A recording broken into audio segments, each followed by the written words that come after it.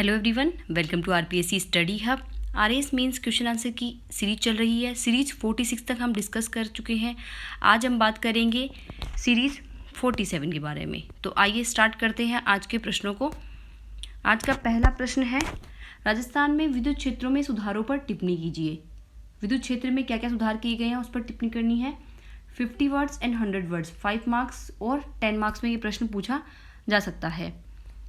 तो उत्तर को किस तरह से लिखेंगे। विद्युत संविधान में समवर्ती सूची का विषय है। ओके। भारत में प्रथम विद्युत इकाई 1887 में दार्जिलिंग में जल विद्युत गृह के रूप में स्थापित की गई थी। दूसरा, राजस्थान में स्वतंत्रता से पूर्व 15 छोटे छोटे विद्युत गृह थे जिनकी मूल उत्पादन क्षमता 1226 मेगावाट थी, जिसे प्रदेश के कुल 26 शहर एवं गांवों को विद्युत की पूर्ति कराई जाती थी। थोड़ा सा हम बैकग्राउंड भी बताएंगे अगर 100 वर्ड्स में पूछता है तो। अगर 50 वर्ड्स में पूछता है तो टू द पॉइंट लिखेंगे हम। स्वतंत्रता के बाद स्थिति को देखते हुए राजस्थान में विद्युत सुधार प्रारंभ किए गए जो निम्नांकित है। 1957 में राजस्थान राज्य विद्युत मंडल की जयपुर में स्थापना की गई।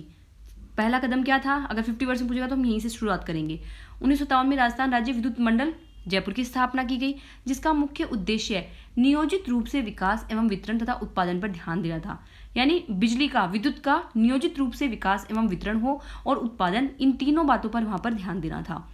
राजस्थान विद्युत नियामक आयोग 2000 में इसकी स्थापना की गई। राजस्थान विद्युत नियामक आयोग तो प्री के अकॉर्डिंग भी इंपॉर्टेंट है और मेंस के लिए तो इंपॉर्टेंट है ही। सबसे पहले किसकी स्थापना हुई, राजस्थान राज्य विद्युत मंडल 1957 में जयपुर में। फिर राजस्थान विद्युत नियामक आयोग थोड़ा मिसप्रिंट हो गया यहाँ पे, आयोग 2000। राजस्थान विद्युत नियामक अधिनियम 1998 के आधार पर इसका गठन किया गया था। किसका, राजस्थान विद्युत नियामक आयोग का। इसने सुझाव दिया कि उत्पादन, प्रसारण एवं वितरण की इकाइयों को अलग अलग रखा जाए। इसने क्या सुझाव दिया, उत्पादन की, प्रसारण की और वितरण तीनों ही इकाइयों को अलग अलग रखा जाए और तीनों कंपनियों को लाइसेंस जारी करने के लिए अधिकार भी दिए जाए। ये इसने सुझाव दिया था अधिनियम ने 1998 में, और उसी के आधार पर राजस्थान विद्युत नियामक आयोग भी बना। ओके, तो इस तरह से आप उत्तर को लिख सकते हैं। और भी कोई बातें आपको बताओ तो ऐड ऑन कर सकते हैं। जैसा कि मैं हर प्रश्न के बाद में ये बात बोलती हूँ कि मेरा आंसर एक मॉडल आंसर है। आप इसको और एनरिच कर सकते हैं, अपने अकॉर्डिंग और चीज़ें ऐड कर सकते हैं। कुछ मेरे में कमियां हैं तो आप प्लीज़ कमेंट बॉक्स में बता भी सकते हैं। मैं भी एक आपकी तरह इंसान हूँ, मुझसे भी गलती हो सकती है, तो मैं अपने अकॉर्डिंग आंसर लिखने की कोशिश करती हूँ। तो आपसे रिक्वेस्ट यही है कि आप अपना उत्तर अपने हिसाब से लिखिए। मैं आपको कीवर्ड्स देती हूँ, प्लस मैं आंसर लिखने की थोड़ी अप्रोच देती हूँ। ओके, जो आपको काफ़ी हेल्प करती है एग्जाम में। आप उसको और एनरिच करिए अपने आंसर को। नेक्स्ट प्रश्न है हमारा, राजस्थान सरकार द्वारा पशुधन के लिए क्या क्या प्रयास किए जा रहे हैं, विस्तार से लिखे।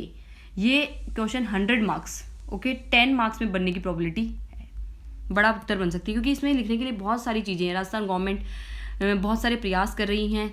उसके अलावा ये प्रश्न ऐसे पूछा सकता है कि राजस्थान सरकार या राजस्थान में पशुधन से रिलेटेड कौन कौन सी समस्याएं हैं या उनका समाधान क्या क्या हो सकता है। एक प्रश्न तो ये बन सकता है। दूसरा प्रश्न ये है जो मैंने लिखा है, राजस्थान सरकार द्वारा पशुधन के लिए क्या क्या प्रयास किए जा रहे हैं, विस्तार से लिखे। तो पहले हम इस प्रश्न पर बात करते हैं, उसके बाद हम समस्याओं पर भी थोड़ी बात कर लेंगे इसी प्रश्न में।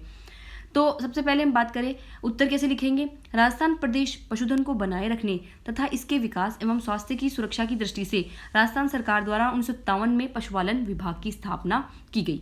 अब पशुधन को बनाए रखने के लिए, पशुधन में संख्या वृद्धि करने के लिए, उनके विकास और स्वास्थ्य की सुरक्षा के लिए राजस्थान सरकार ने 1957 में क्या किया, पशुपालन विभाग जो है उसकी स्थापना की। फिर उसके बाद में 1963-64 में भेड़ व ऊन विभाग की स्थापना की गई। यहाँ पर ऊन नहीं है, सॉरी, ऊन भी यहाँ पर क्या है, मिसप्रिंट है। 1963-64 में भेड़ एवं ऊन विभाग की स्थापना यहाँ पर की गई। ओके, फिर उसके बाद में 2000 और 2001 में दोनों विभागों का विलय कर पशुपालन डेयरी विकास विभाग के नाम से स्थापना की गई। यानी अलग अलग स्थापना 1957 में पशुपालन विभाग, फिर 1963-64 में भेड़ व ऊन, फिर दोनों को विलय कर 2000 और 2001 में दोनों विभागों को मिलाकर पशुपालन डेयरी विकास विभाग की स्थापना की गई। ये प्री के अकॉर्डिंग भी इंपॉर्टेंट है क्योंकि फैक्चुअल बात हो गई, आपको स्टेटमेंट दे सकता है और फिर उसके बाद में चूज करने के लिए कह सकता है 1 2 3 ऐसे करके। ओके, लेकिन वर्तमान में इसे पशुपालन विभाग के नाम से जाना जाता है। ओके, पशुपालन विभाग समराइज करके बना दिया गया है।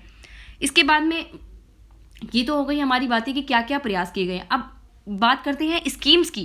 सरकार के प्रमुख प्रयास, यहाँ पर मैं जो है वर्बली ज़्यादा बताऊंगी क्योंकि स्लाइड्स जो है वो बहुत बड़ी हो रही थी, तो मुझे टाइपिंग में थोड़ी दिक्कत आ रही थी, तो मैं वर्बली बताऊंगी इसको कि सरकार ने क्या क्या प्रयास किए हैं और सरकार क्या क्या प्रयास कर रही है और कितना प्रोग्रेस हो रहा है, सब बातें यहाँ पर हम बात करेंगे। तो कुछ मैं गवर्नमेंट की सेंटर की और कुछ राजस्थान की स्कीम दोनों को मिक्स करके बताऊंगी कि क्या क्या चल रहा है। पहले हम बात करते हैं थोड़ी सी सेंटर के लेवल की स्कीम, जैसे राष्ट्रीय पशुधन मिशन, वो भी राजस्थान में चल रहा है, जिसका लक्ष्य क्या है, पशुधन सतत विकास लक्ष्य, पशुधन का सतत रूप से विकास करना इसका लक्ष्य है। ओके, तो ये राजस्थान में कुछ क्षेत्रों में चल रही है। उसके अलावा हम बात करें स्विस स्कीम, स्विस की स्कीम क्या है, केंद्रीय ऊन विकास बोर्ड, जो कि जोधपुर नागौर के कुछ रीजन में ये चलाती है भेड़ों के लिए। ओके, उसके बाद में है राष्ट्रीय बोवाइन उत्पादकता मिशन, ये भी चल रहा है।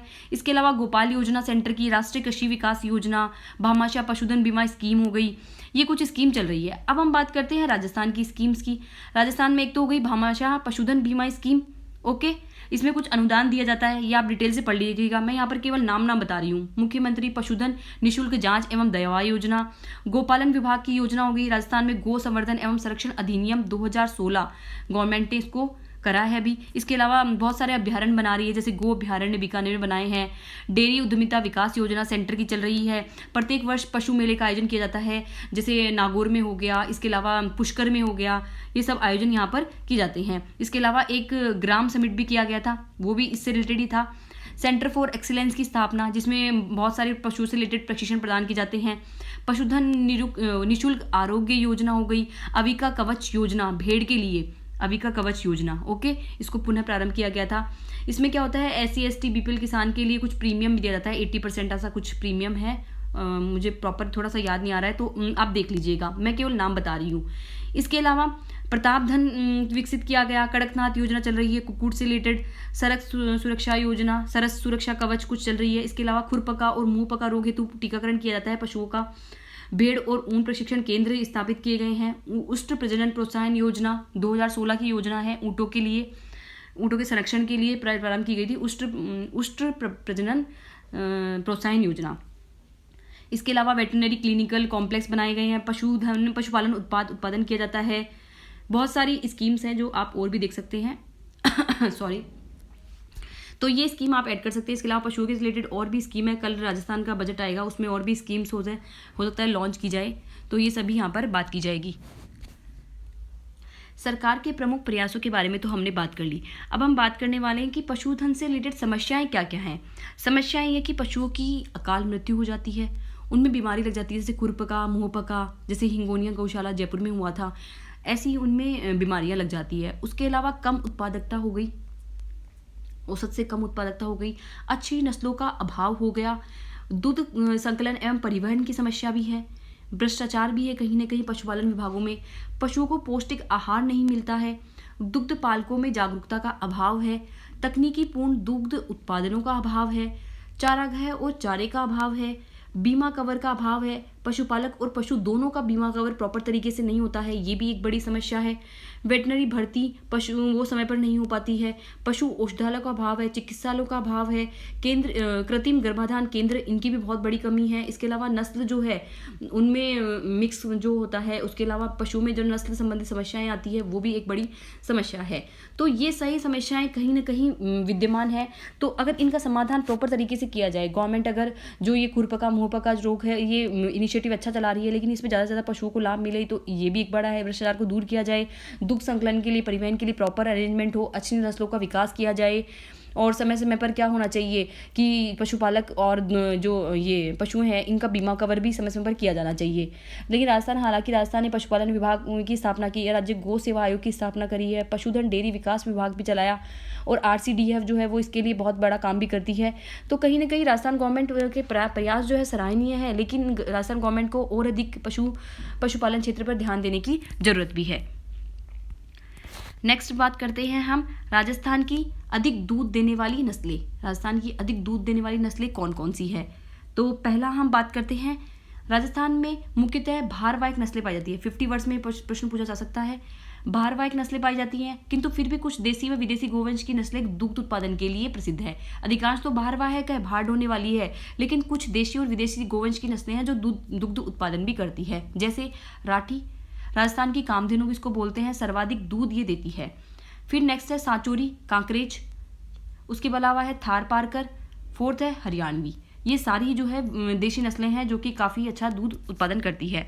अगर हम विदेश की बात करें तो विदेशी नस्लों में कौन कौन सी हो गई, जर्सी जो कि अमेरिका से आई है, रेड डेन अमेरिका से आई है, हॉलिस्टीन हॉलैंड, ये तीनों ही विदेशी गायें हैं जो दूध उत्पादन के लिए प्रसिद्ध हैं। लेकिन अधिकांश राजस्थानियों की या फिर हमारे इंडियंस की सोच है कि देसी गायों का दूध जो है वो अच्छा होता है, तो प्रीफर जो है हमेशा इसी का किया जाता है। तो अधिकांश दूध जो है इन्हीं से उत्पादित होता है। हालांकि उत्पादन अधिक इनका होता है, सॉरी कंज्यूम जो है वो अधिकांश इनका होता है।